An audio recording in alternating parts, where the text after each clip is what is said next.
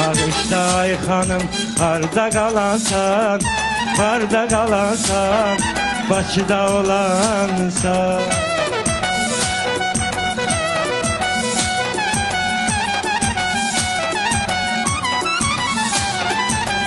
Mənə qaş göz atma, yolumdan çıxartma. Mənə qaş göz atma, yolumdan çıxartma. Qanımı qaraltma, sən ki çobansan, mal otaransan, sən ki çobansan.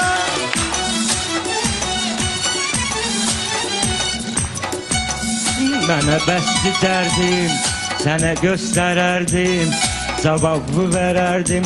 Heyif sən ansan, heyif sən ansan, sən axıqansan. Özünü öyürsən, sinevə döyürsən, sən gör nə deyirsən, sən ki piyansan, beyni dumansan, sən ki piyansan.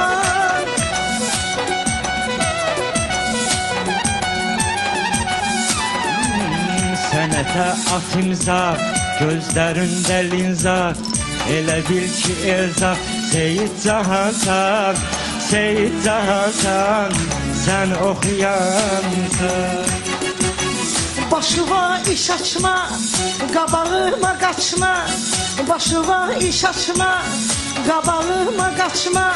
Qarşımda əl açma, sən laf sıqansan. Fala baxansan, bəxti açansan.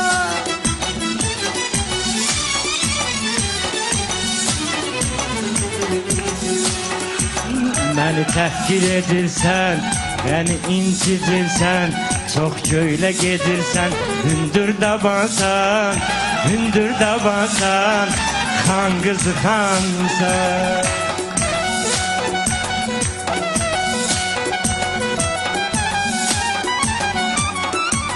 Səndən çox yaşım var, hisli qardaşım var, mənim yoldaşım var, sən çox cavansan, əlbət qalansan, sən çox cavansan. Məni etmə təhqir, danışığıva bax bir, elə bil ki nazir, ya başbakansan, laf Erdoğansan, laf başbakansan.